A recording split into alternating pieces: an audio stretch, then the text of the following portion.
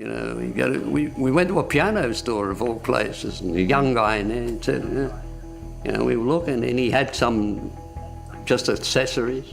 You know, we wanted guitar strings that people in America had. You know. You think you know Angus Young, the schoolboy uniform, the duckwalk, the guitar that sounds like it's trying to set the on fire. But what if the real story wasn't told on stage? What if behind every electrifying solo was a silence deeper than any encore? This isn't just the tale of a rock icon.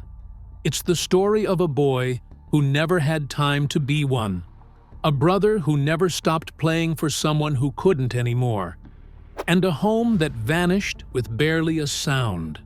Strip away the thunder and lights, and what's left isn't glamour or ego. It's something far more human and far more devastating. Childhood in Glasgow. In the grey fog of post-war Glasgow, Angus Young was born into a world already on the back foot. The city, once the pride of British industry, had declined into a shell of soot-stained buildings, shuttered factories, and neighborhoods held together more by grit than hope. Angus, the youngest of 8 siblings, entered a household where survival came before comfort, and imagination had to be stronger than reality. The Youngs lived in a small house on 6 Skerryvore Road, Cranhill, Glasgow, in the working-class district of Cranhill. One of many families crammed into homes with broken heating, no refrigerator, and sometimes nothing more than a shared bed. The cold wasn't just in the air. It was in the way life functioned, raw, unfiltered, and relentlessly difficult. Violence was part of the environment. Schoolyards weren't just for play, but proving grounds where kids had to toughen up or be broken down. Fights were common, bullying was brutal, and for someone as physically small and shy as Angus, childhood wasn't merely tough, it was adversarial. His father, a former Royal Air Force engineer, worked factory jobs and delivered mail, doing whatever it took to keep food, often just one meal a day, on the table. His mother, Margaret, managed the home with quiet strength, shielding her children from the worst she could. But even a mother's love couldn't insulate a child from a city drowning in unemployment and bleak prospects. In the midst of this destitution, something remarkable occurred. Music filtered through poverty like light around broken shutters. The Young home was never quiet, even in times of hunger. Angus's older brothers, particularly George and Malcolm, sang into the cramped rooms with guitar chords, radio hiss, and far-off visions of something more. George restrung one of the old banjos one day for Angus and presented him with his first guitar, until such time that the family could buy a proper one. Angus's first refuge was the rough makeshift instrument. He would stay in his tiny room for hours on end, playing strings not out of fun, but survival, a sort of emotional haven that no other thing in Cranhill could offer.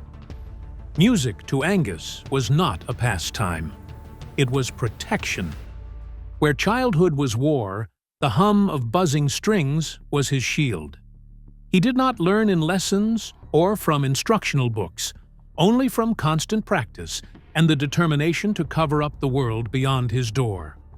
The biting Glasgow winters, the hollow belly, the fists at school, they all disappeared when he held a guitar. Even so, unaware, Angus Young was creating something stronger than a defense mechanism. He was creating the personality that would eventually thunder through arenas. On the harsh streets of Glasgow, before fame, before ACDC, before the world ever knew his name, Angus Young was discovering how to fight back. In silence, through 6 strings. But just as the cold streets of Glasgow began to fade, Angus was about to be thrown into a new kind of exile. One that didn't freeze his hands, but tested his sense of self in even deeper ways. Uprooted to Australia. In 1963, the Young family made a decision born out of desperation and fragile hope. They left behind the soot and steel of Glasgow for the sun-scorched promise of Australia. That year, one of the coldest winters in Scottish history, bore down on already struggling working-class families, and government ads aired on television urging families to seek a better life in the Southern Hemisphere. For William and Margaret Young, the prospect of warmer weather and more opportunity outweighed the fear of starting over. They boarded a ship with their children and a handful of belongings, trading one uncertain future for another. Among the youngest was 8-year-old Angus, too small to fully grasp the weight of what was being left behind, but old enough to feel the dislocation that followed. The family's arrival in Sydney was a long way from the dream they had envisioned. They were settled in the Villawood Migrant Hostel, a provisional accommodation centre constructed of steel barracks and shared toilets, which would, decades later, be used as a detention centre. Conditions there were brutal in different ways, swelteringly hot during summer, freezing during winter, and devoid of privacy.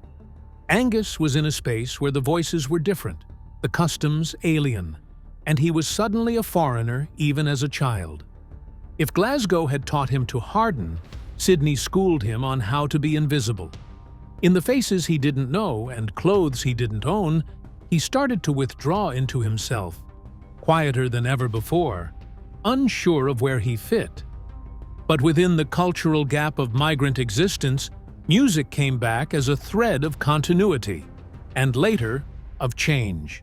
George Young, who was already musically gifted, befriended fellow Dutch migrant Harry Vanda in the same hostel, and the two would go on to create the Easy Beats, one of Australia's earliest breakthrough rock bands. Their achievements sparked a fire under Malcolm and Angus, who sat on the sidelines as music became a means of escape, recognition, and empowerment. For Angus, it was a deepening. Beyond inspiration, it was permission. Permission to dream of a future beyond the confines of an impoverished immigrant child, and a glimpse of what might occur when pure talent intersects with ferocious drive. In Australia, Angus Young started to discover himself, not within the schools that he went to, which he pretty much loathed, but within the endless hours of playing a guitar in his hands. He quit school at 15, disinterested in everything except art and music, and started doing menial jobs just to make ends meet. But something was different. Displacement had toughened him, yet it had concentrated him. The sense of not belonging became a source of energy. The unobtrusive boy who had traveled continents now devoted himself to playing the guitar with maniacal attention to detail. Australia was not ready for Angus Young right away, but it fashioned him. It was the forge that melted away doubt, that made insecurity obsession, and a lost boy immigrant into the driven musician who would eventually shake the world. The Musical Brotherhood. In the Young household, music wasn't just background noise, it was the connective tissue between siblings, a shared language more powerful than words. For Angus, two figures loomed especially large: George, the eldest musical pioneer, and Malcolm, the quiet architect, who would become his lifelong creative partner.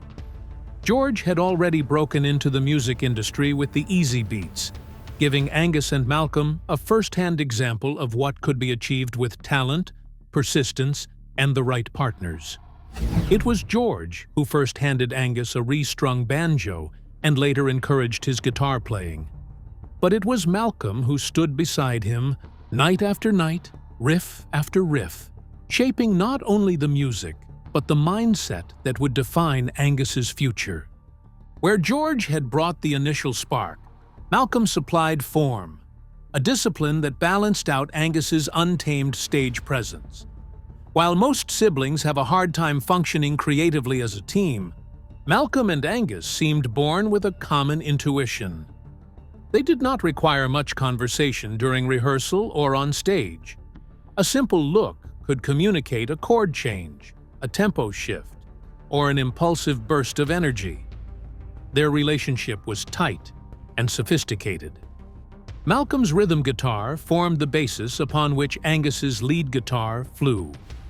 Malcolm played the spine, and Angus played the scream in many ways, and together produced a sound that was more primal than cerebral, more brawn than flash. The creation of AC/DC wasn't an industry invention or a corporate creation.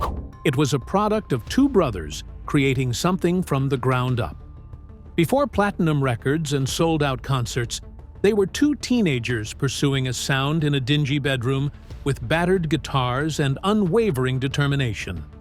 Margaret, their sister, is credited with coming up with the name ACDC when she saw it on a sewing machine.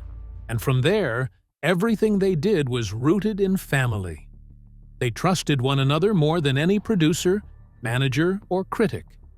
To be famous was not the aim.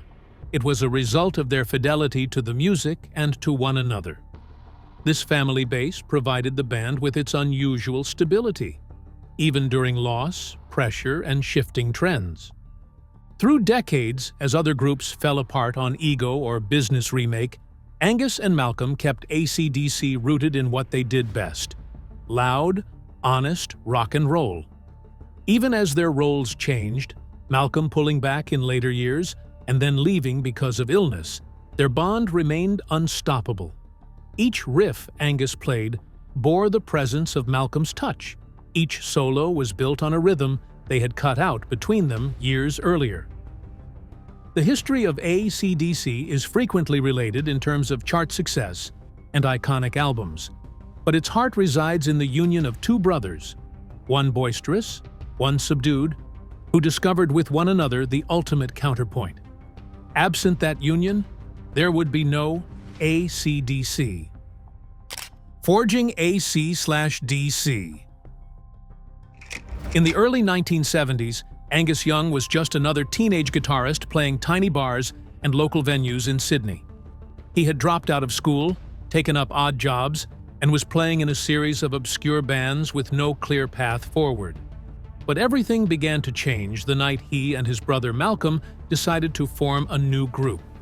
A band that would be all energy, no compromise. They named it ACDC, after a label their sister Margaret spotted on a sewing machine. From their very first shows, ACDC operated like a force of nature.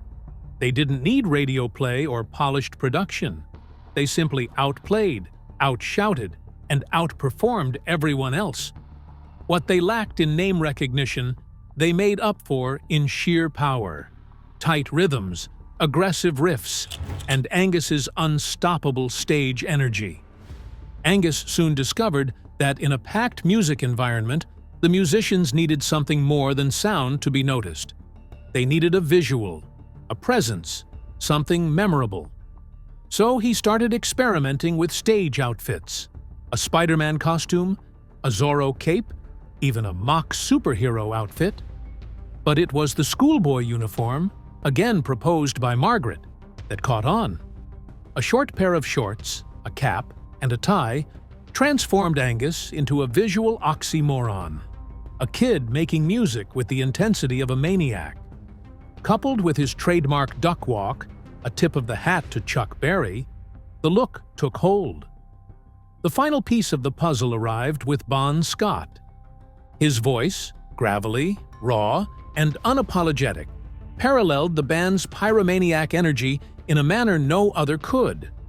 Bon didn't sing. He growled, taunted, goaded. AC/DC finally had its identity once Bon took over the mic. Rough, dirty, and unapologetically primal. They weren't aiming to be polished or avant-garde. They wanted their music to smack and leave no residue. Singles such as TNT, High Voltage, and Dirty Deeds Done Dirt Cheap were not only songs, these were anthems for misfits, outsiders, and those sick of slick rock.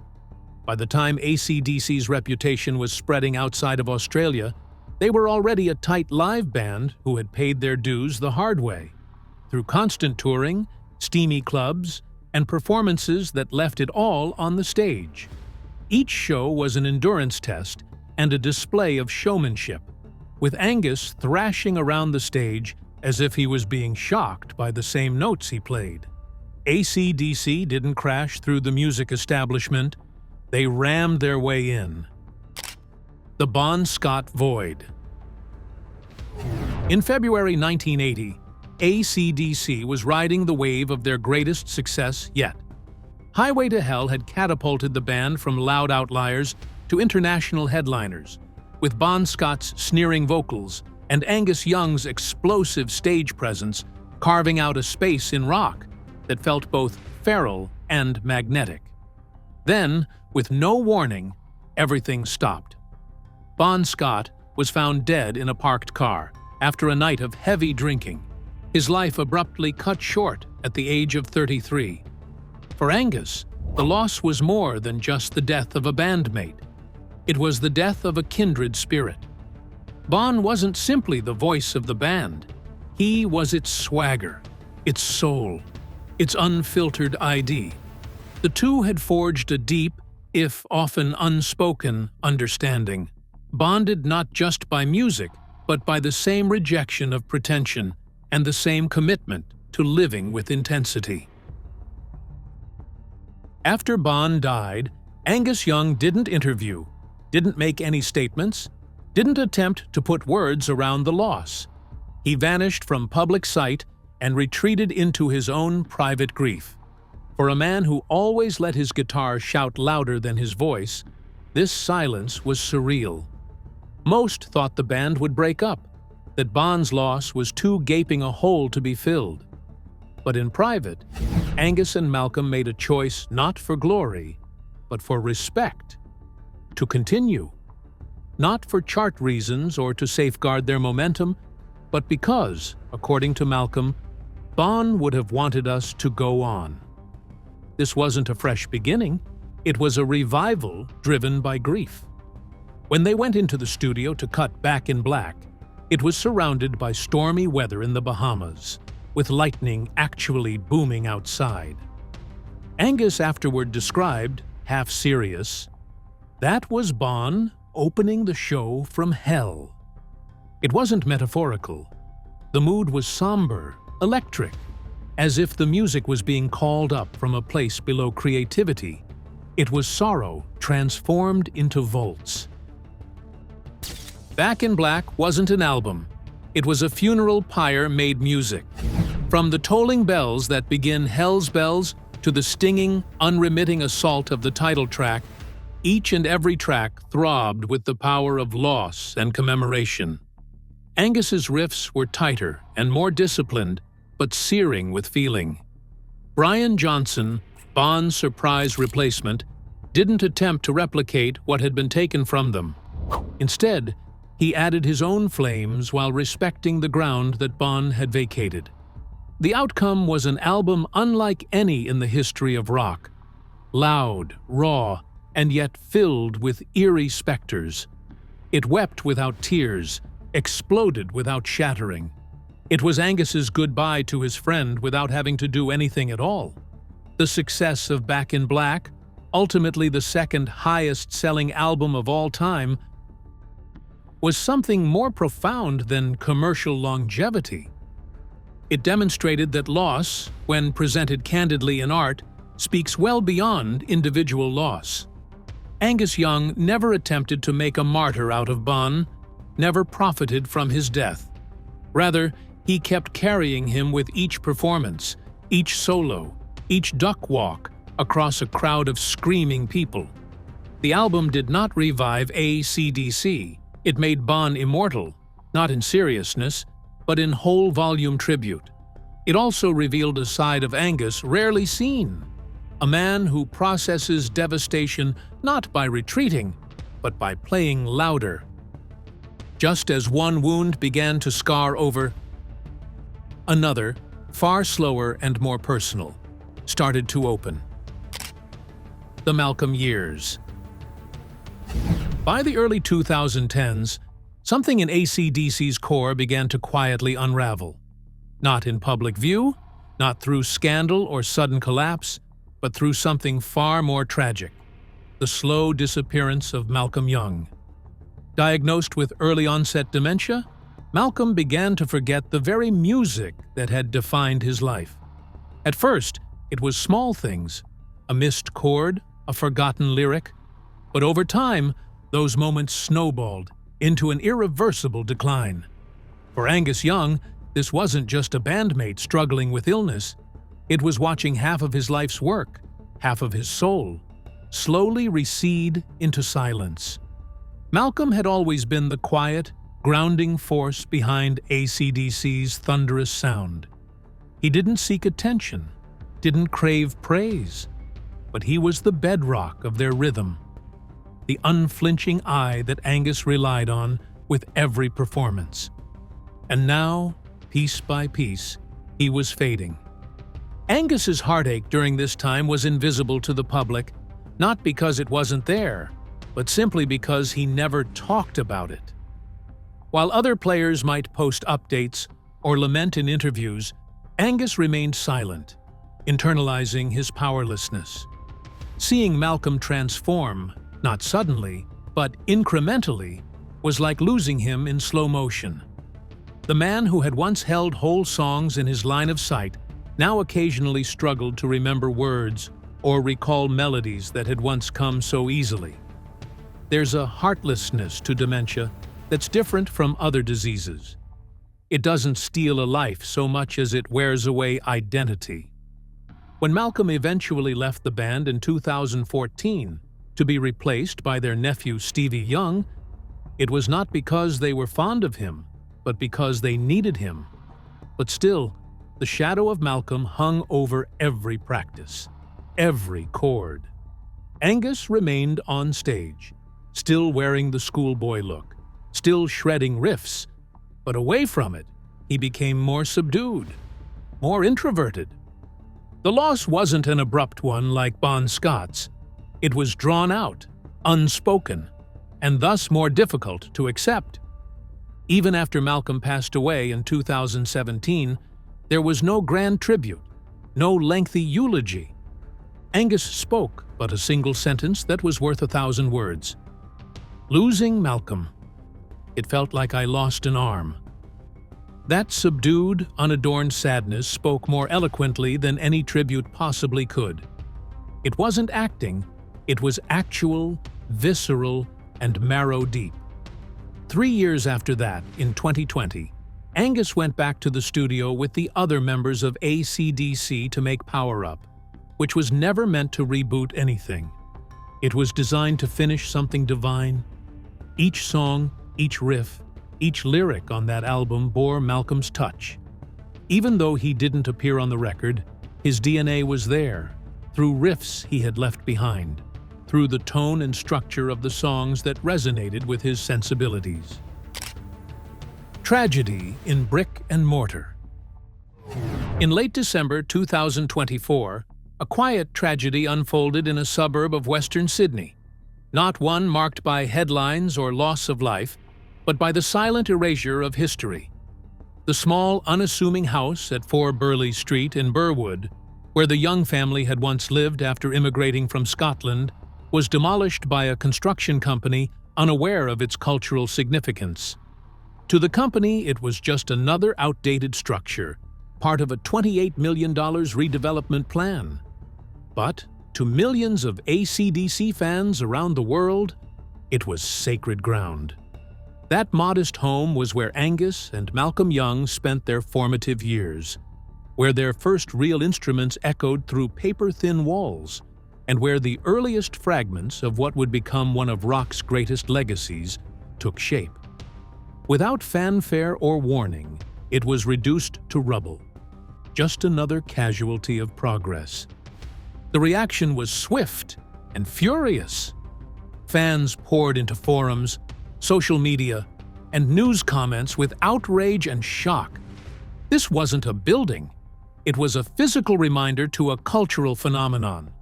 A building that was now a pilgrimage spot for die-hard ACDC fans. A mural of the Young brothers, painted merely months prior, had covered the side wall, a graphic reminder of the origin of their sound. The house had even been entered on the National Trust Register of Historic Houses, though that acknowledgement was without legislative safeguard. In spite of its documented heritage, the site had passed quietly into new ownership and been demolished without fanfare or public announcement. To some, it had seemed a loss on a personal level, not only to the history of Australian rock, but to world music culture. It was a time when a city unknowingly turned its back on its own mythology. Over the subsequent days, the building firm Burwood Square Pty Ltd made a public apology, conceding that the historical importance of the property was never relayed to them by the previous owner.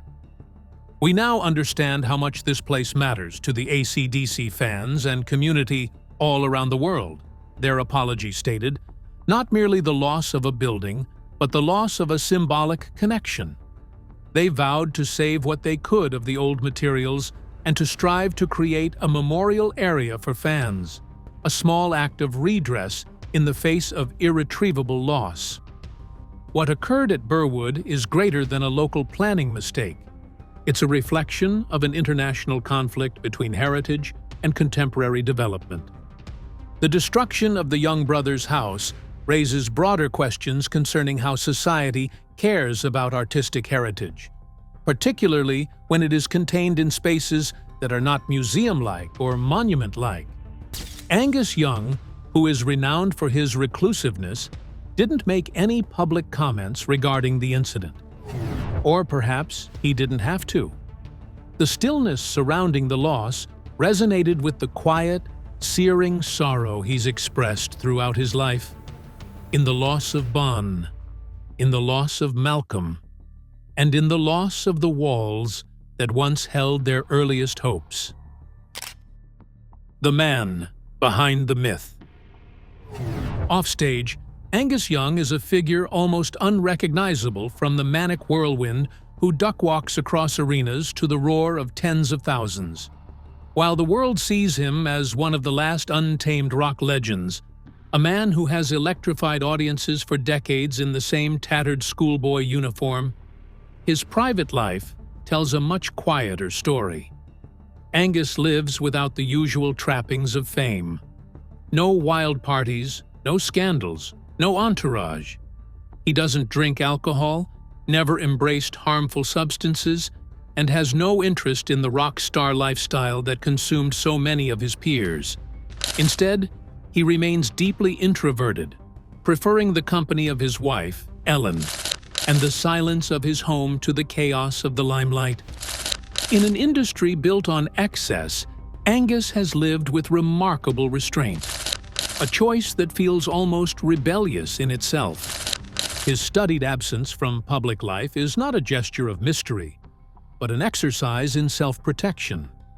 Angus does not use social media at all, never engaging in the stage-managed oversharing that is the hallmark of contemporary celebrity. Interviews are uncommon, and when he does open his mouth, his observations are guarded and compact, divulging no more about himself than a passion for music. He has never attempted to craft an image of himself using sound bites or media placements. Rather, he's allowed the guitar to do the talking.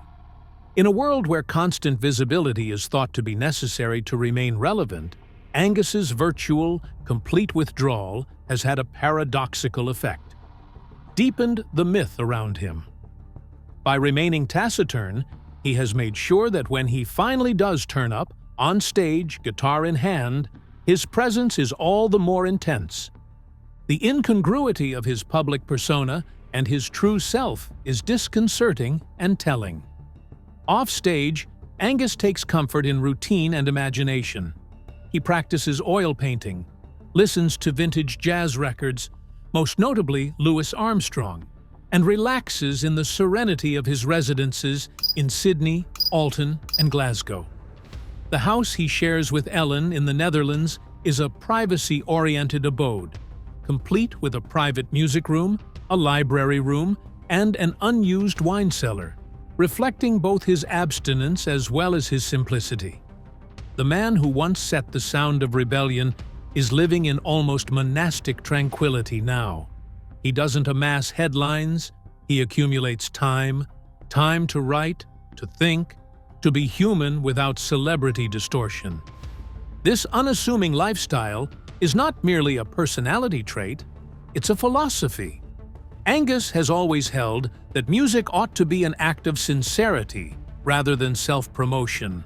While dozens of artists in his time pursued fame, repackaged themselves, or mounted comebacks full of nostalgia, Angus just kept playing.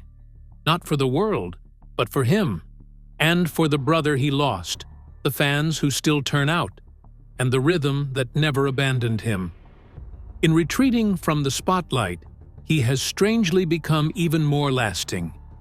Angus Young's legacy is not only in the riffs he plays, but in the life he lives between the noise. It's a testament that the greatest legends sometimes are the ones who speak least, and let their work speak instead. The anti-chameleon.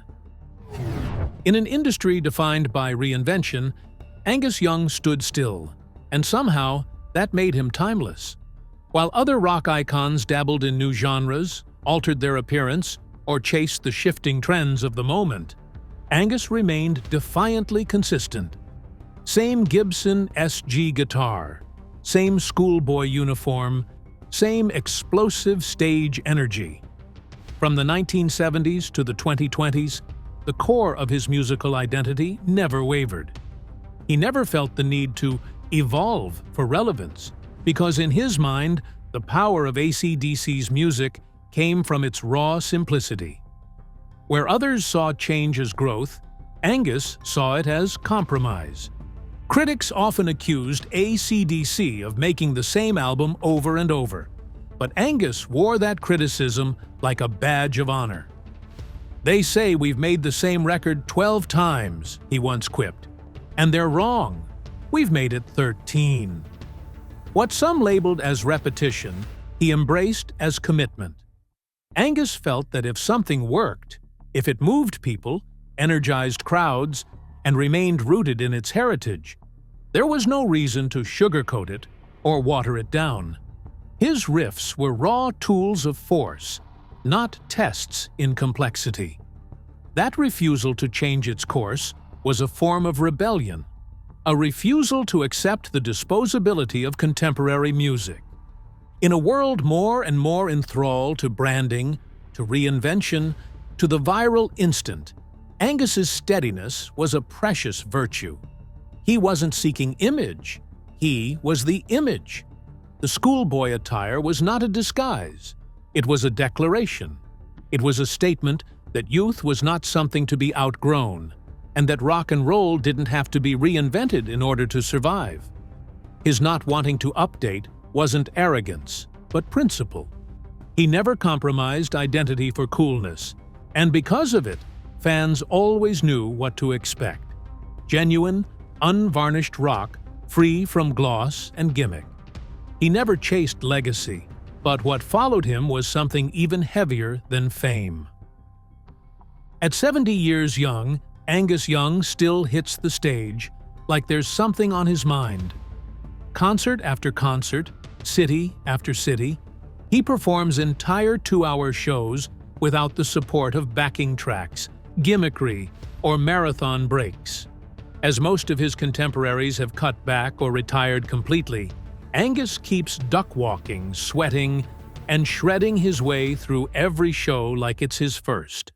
No hints of slowing down, not because he's attempting to defy time, but simply because he doesn't know another way to be. Performing isn't a habit for him.